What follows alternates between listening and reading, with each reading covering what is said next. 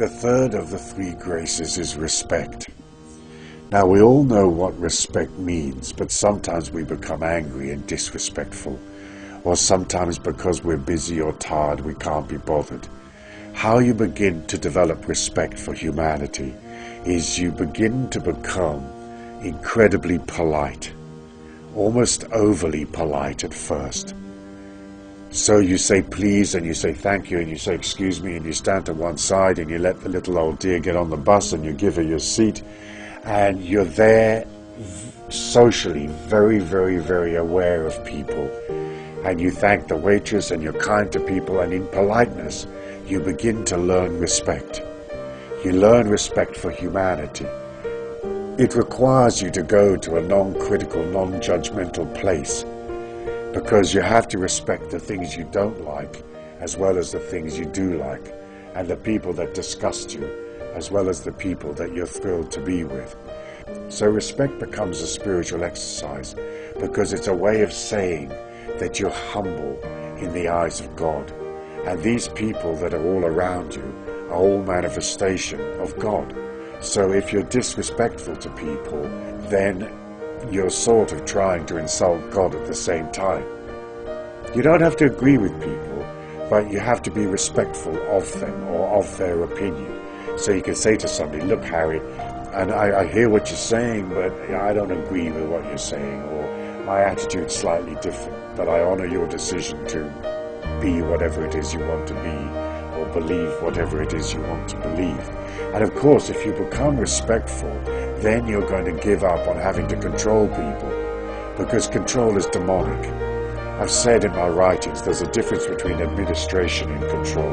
Administration is when you lay out, let's say, a timetable for a train company and you hire drivers. That's administering the train company.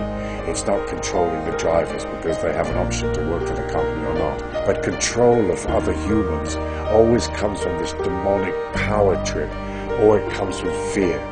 So you start to control people because you think that they're going to run away or leave you, or they're not going to pay you, or they won't fulfill the needs that you have of them. It's very demonic, and when you start to control, then you can see how you're being disrespectful of them, because you have to allow humans to be whatever they want to be. You could say to them, hey guy, there's a cliff there. If you go any further, you'll fall off. But hey, if they're going over the cliff, you've got to let them go over the cliff of life if that's what's going to happen. So control and respect are very linked. Once you can give up control, and once you can become broader and wider, as I said in the previous audio, then you offer respect to humanity. And that respect is essentially non-infringement.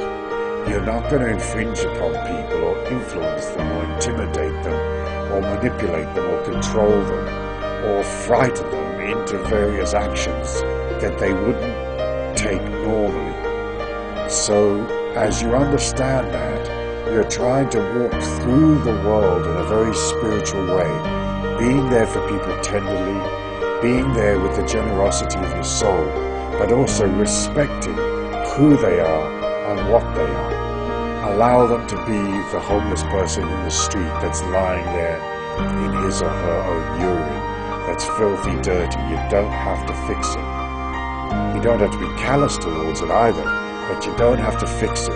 You don't have to fix a person that you know is going the wrong way. You don't have to contradict a person that tells you a load of rubbish about their religious or spiritual beliefs. You can just allow them to be. Now, if you're a writer like I am, I post things on the internet site which may contradict people enormously, but I'm not personally contradicting them, and they can read my stuff and reject it or accept it or whatever, and they're free, so you can see how it doesn't infringe upon their soul. They can do whatever they want to do, or they can click the site off and never come back. But we're looking at non-infringement, and that's this beginning essence, the simple baby steps of respect.